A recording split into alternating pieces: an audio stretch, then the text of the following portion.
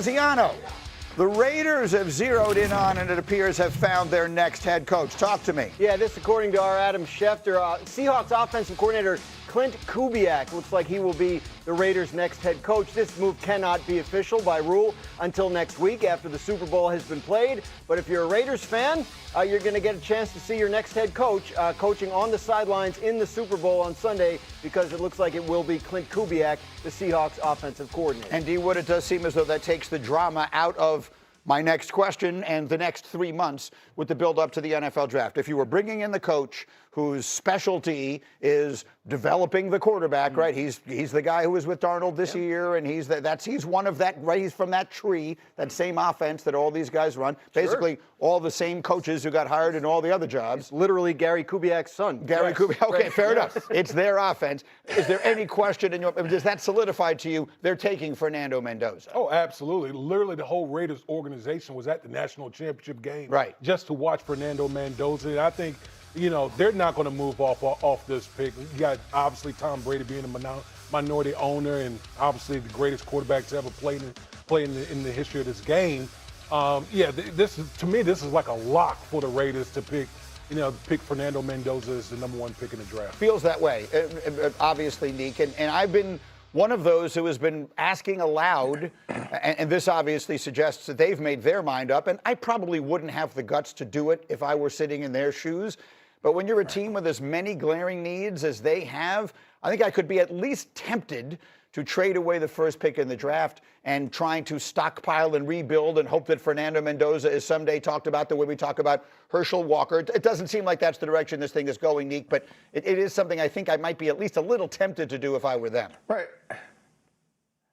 Yeah, I mean, I think it's a reasonable and interesting strategy. The problem is you're going to need to get a quarterback at some point. And when are you ever going to be more well-positioned to get a quarterback, a young, talented quarterback, than when you're #1 overall? Like, hopefully you'll never be in this spot again. So I feel like I understand why you would use that pick for this, but it all depends on what you would get back. And I think what you would get back would not be enough. And we've seen that the way you can spend your money with the Patriots, if you get the quarterback, you can spend the money in the offseason, get a good coach, and turn that thing around. But what you can't, coach around is having nobody at that position. So they're going to have to use one of those picks that they trade to to eventually get a quarterback. So why not get him now? I think when they talked to coaching candidates, the conversation was about Mendoza. What do you think of Mendoza? You want to coach him? I think that's definitely the way they're going. And it's not just the talent and the tools.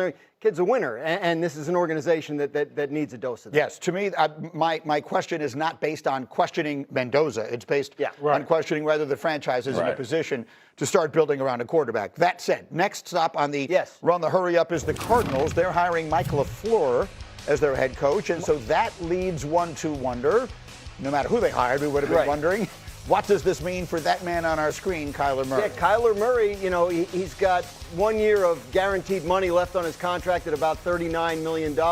If he's still on the Cardinals roster in the middle of March, the 2027 salary becomes guaranteed. So the Cardinals, assuming they're moving on from him, which all indications throughout the season were that they would, I would expect them to release him prior to that third day of the league year when that 2027 money kicks in. They would love to be able to trade him, but with that contract, I think it's going to be pretty difficult. So what do you think, Neek? What does the future, Kyler Murray, #1 pick in the draft, obviously the flashes of brilliance have been exciting to watch and spectacular, but there's been no consistency and all the rest. We all know what the issues are.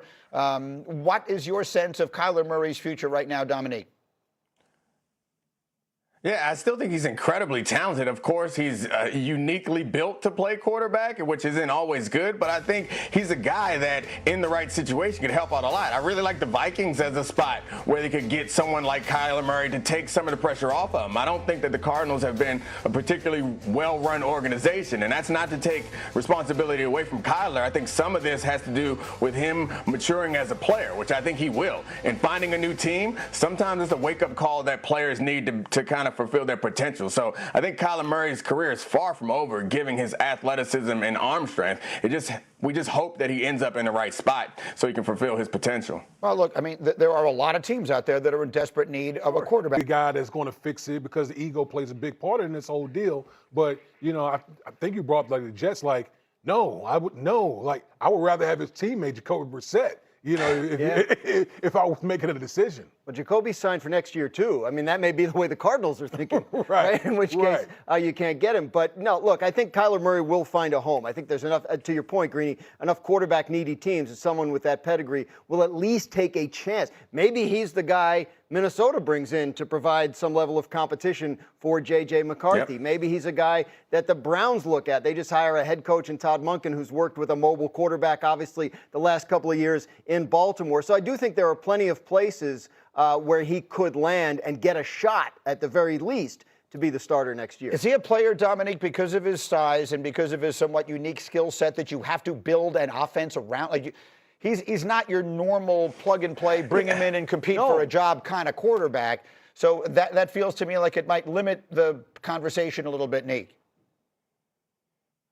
Yeah, I think attacking the middle field from inside the pocket is obviously going to be a little bit more difficult for him to do, but he has the arm strength and accuracy, and then you put on top of it the unique athleticism that no one is necessarily quicker than him, and he's as fast as any quarterback in football, that you could make it easy for him. I think in a system, the Vikings keep coming to mind, in a system like that, you can find easy ways with Justin Jefferson for Kyler Murray to be effective. I think part of the problem is you ask so much of these young quarterbacks. Putting him in the right system where not as much is asked of him, I think you could see Kyler Murray really flourish. And he's always had a propensity to hold onto the ball. I think that's the hard thing, to break him of that habit, and maybe being in a system where he feels like he can trust the offensive system a little bit more would be the best place for him. Maybe, just maybe, he's the next great reclamation project quarterback in pro football, which brings us back to